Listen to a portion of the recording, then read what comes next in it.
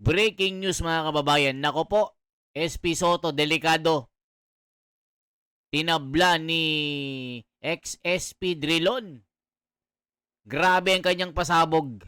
BP Sara, talagang pabor na pabor pala dito, mga kababayan.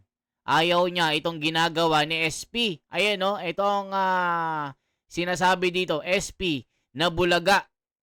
Ex-SP Drilon nagsalita. Pabor na pabor kay BP Sara. Ayari mga kababayan. Di ba si Tito Soto gustong ma-impeach itong si Sara Duterte? Kasi nga ang plano ni SP Soto, gusto niyang palitan si BP Sara kung sakali ito'y mababa sa impeachment. Binuljak ni ex-Senate President Drilon na ito ay talagang dilawan ito mga kababayan. Ngayon, binuljak talaga ang bulakbol. Kasi naman mga kababayan, kinakalaban ng Korte Suprema. Ayon sa isang abogado, parang sasampahan ng kaso itong si Soto at si Ping Lacson. Dahil bendalong. Ngayon mga kababayan, talagang hindi nakapagpigil at pumalag na rin si Drilon. Panoorin po natin mga kababayan, bakit nabulaga ang mga bulagaan dito? Yari na. Eto po. Magandang araw mga kaibigan. Bigyan natin ng reaction opinion itong post ng Peanut Gallery Media Network. Pahayag ito ni ex-Senate President Franklin Drilon na pabor na pabor. Sa tingin ko, opinion ko, pabor na pabor kay BP Sara. Okay. There will be no impeachment trial against Vice President Sara Duterte. Isipin nyo mga kababayan, there will be no impeachment trial. There will be no impeachment trial against BP Sara. Ito ang pasabog ni ex-SP Drilon. Nagsalita na talaga, pabor na pabor talaga kay Sara ito. Hala ka, yari si Soto dito, iyak talaga dito. Sabi ni General Macanas. If Senate President Vicente Soto III is removed from his post and replaced by a leader from the minority, former Senator Franklin Drilon said. Wow! Veteranong politiko na ito. Ilang years siya naging senador. Drilon, a former Senate President himself, linked the power struggle in the Senate to the stalled impeachment bid against Duterte and the political maneuvering ahead of the 2028 elections. He said, a leadership change favoring the minority bloc would effectively block any attempt to revive impeachment proceedings. Ito ang kanyang statement. If Senator Tito Soto is replaced as Senate President and the new Senate President comes from the minority, the Senate trial will not push through. Based on what we've seen in the past few months, the impeachment proceedings in the Senate did not continue. That, in my view, is what will happen if Senator Soto is replaced by somebody from the camp of Duterte, which is in the minority. Yan. Drilon said the situation shifts only if Soto retains his position. Now, if Tito Soto remains as Senate President, there's a chance, assuming the House transmit the complaint to the Senate, that a trial will take place. Okay, so, kailan ba yun? Merkules lang ba? Di ba Sabado nga na ngayon? Noong Merkules, muntik ka na. Kita nyo mga kababayan, nung Merkules, muntik-muntikan na pala ito. Ayan, ex-SP Drilon. Winasak si Tito Soto. Pabor na pabor kay BP Sara.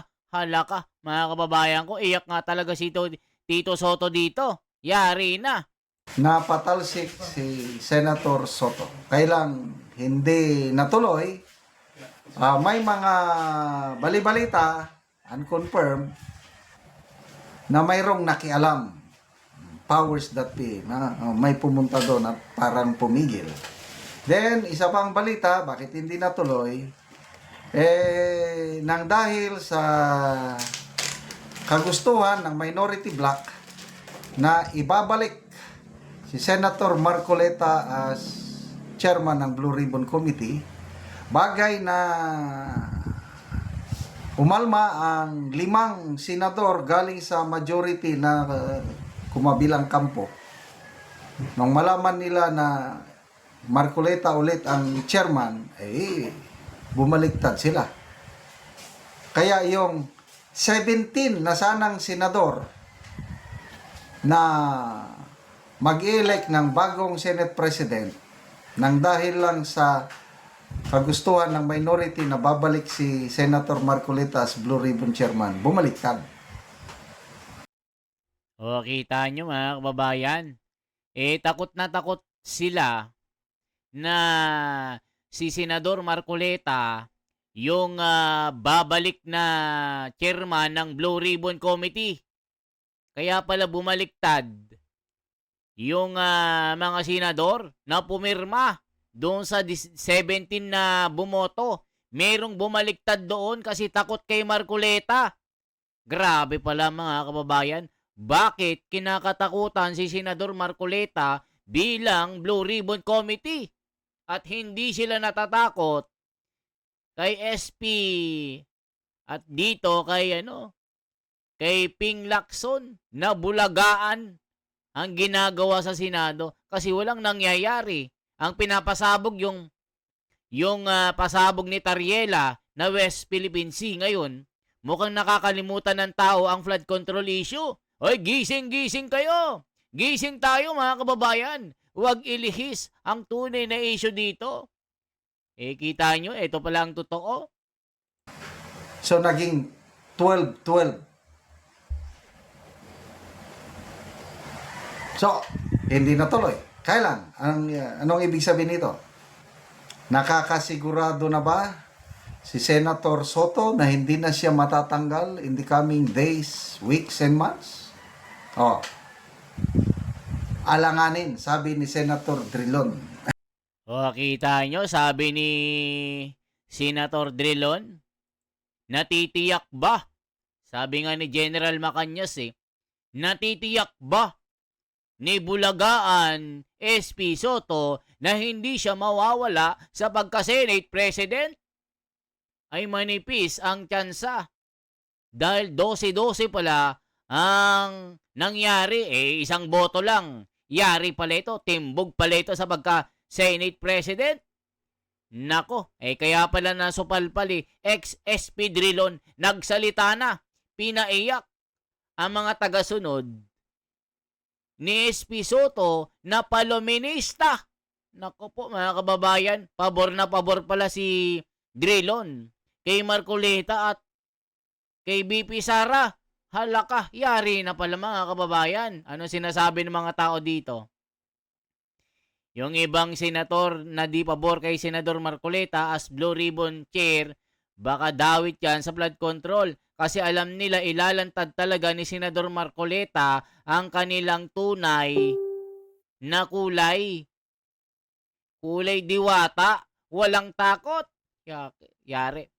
Soto should be inhibit for the trial of BP Duterte if the impeachment comes to Senate. He had obvious favor to remove the BP. Joe Vanessa Salcedo, Cherry Jimenez, 735. Wow, sa taas ang pangarap ni Tuta Soto. Ginagawang bulagaan ng Senado. Karma is real. Lahat may hangganan at katapusan. Sabi ni Benji Pasco.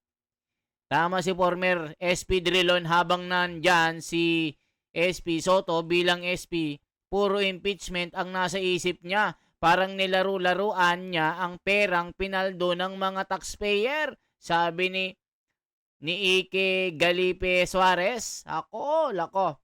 Sabi ni Alex Tano, hindi nila pwedeng ma-impeach si Sara dahil sinabi ng COA na walang anomalya sa confidential fund ni Vice, masyado na silang halata. kung ma-impeach pa si Sara, mas alboruto ang karamihan sa mga Pilipino. Lalo na alam ng karamihan sa mga Pilipino ang tama at mali, maliban lang sa mga adik at magnanakaw. Hindi nila alam ang tama at mali.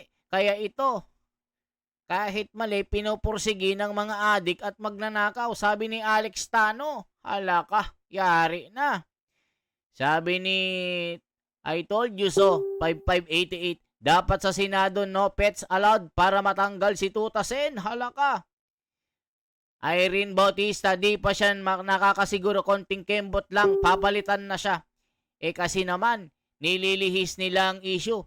Palayo sa flood control anomaly. Kay Tariela sila nakatuon sa West Philippine Sea. Mga tao, kina Lacson at Soto, binubulaga nila. Nabubulaga ang Senado sa ginagawa nilang sarswela. Ang mga tao hindi na nauuto. Irene Bautista, yari na. Takot sila makasakal ni Marcoleta. Takot na takot sila kay Marcoleta. Alam nilang ibubunyag ang kanilang tunay na pagkatao. Ilalabas ang maleta na binulsa. Hala ka. Marcos Jr., sabi dito, FL. Nako, ayaw ko nang basahin, mga kababayan. Galit na galit ang mga tao dito. Ituloy pa natin anong sinasabi ni General Macanyas na pinasabog ni Drilon na dating SP. Ayaw kay Soto. Hala ka, yari na. Napakaliit yung parang bitin na bitin. Delikado ang leadership position ni Senator Soto. Okay. Ito, sabi niya, Drilon said efforts to unseat Soto are closely tied to positioning for the 2028 elections. He noted that several minority senators are identified with either the Vice President or her father, former President Rodrigo Duterte, including Senators Bato de la Rosa, Robin Padilla, Amy Marcos, Christopher Bongo, and Rodante Marcoleta. Padilla has publicly stated that he would oppose any impeachment trial against Duterte, warning that pushing the case could trigger a change in Senate leadership. While Soto has said he continues to have majority support, okay, sa ngayon Drilon pointed to the narrow margin separating the blocs, noting that shifting alliances could determine both the Senate presidency and the fate of any future impeachment attempt.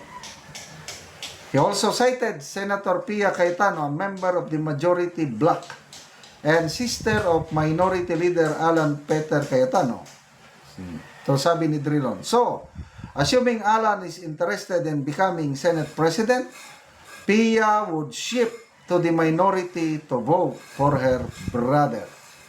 Drilon's assessment highlights a political landscape that works in Duterte's favor. Without control of the Senate presidency, any renewed impeachment effort faces steep resistance, leaving the Vice President shielded by Senate arithmetic and alliance dynamics rather than courtroom confrontation. Impeachment is just a numbers game.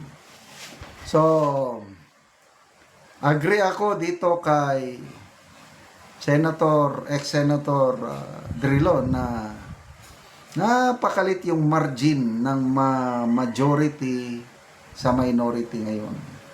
Ayan mga kababayan, agree talaga ako kay Drilon na manipis ang margin. Kumbaga manipis ang kanyang kargada, manipis ang kanyang pader upang protektahan ang kanyang posisyon bilang Senate President dahil naninilikado ito na mapalitan ni Peter Cayetano at babalik si Marcoleta bilang Blue Ribbon Committee Chairman ng Senado. Papalitan itong si Titos Soto at itong si Ping Lacson na ginagawang bulagaan ang Senado. Grabe, ang sabi ng mga komento, lalong-lalo na kay Beltran.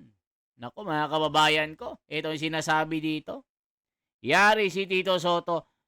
Yari talaga, sabi ng mga tao dito. Yari na, sabi ng mga tao. Tignan nyo mga kababayan na, yari na. Sinasabi na dito. Sabi, tignan nyo mga kababayan.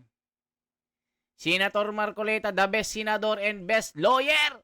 Yan ang dapat na ipalit kay Ping Lacson. Walang ginagawa. Magkano ang maleta na binulsa? Hala ka, sabi ni Shelly Jamisola. Tama ka, idol. Sabi. Saludo talaga kami sa mga Pinoy. Sa inyo, Senator Marcoleta. Si Marcoleta lang ang dapat. At si Alan Cayetano. Ayaw namin dyan sa school bukol na yan. Pabor kami kay Drilon. Sabi ni Ana. Sabi ni man na super galing labas ang basher. Binabasyo si Marcoleta pero wala naman kayong alam. Mga mangmang. Isang dosena ang utak pero walang laman. Grabe yung komento ni Juan Bautista dito, mga kababayan. Ano masasabi nyo? Tama, si Drilon. Yan ang sabi ng mga tao. Manipis talaga. Okay, this is the Wonders Philippines. Mabuhay. Isang like, isang share po. At ipakalat ang inyong mga opinion. Anong masasabi nyo dito kay Soto na bulaga ni Drilon? Okay po, for transparency, for a better democracy, shout out sa inyong lahat mga kababayan, lalong-lalo na sa inyong mga kababayan ko sa OFW sa buong mundo. Okay po, let's pray. Bring him home. Bring him home. Tatay Digong, lalong-lalo na pag si Sara ay manalo sa pagka-presidente, uuwi na si Tatay Digong. Bring him home. Bring him home. Okay? Mabuhay po.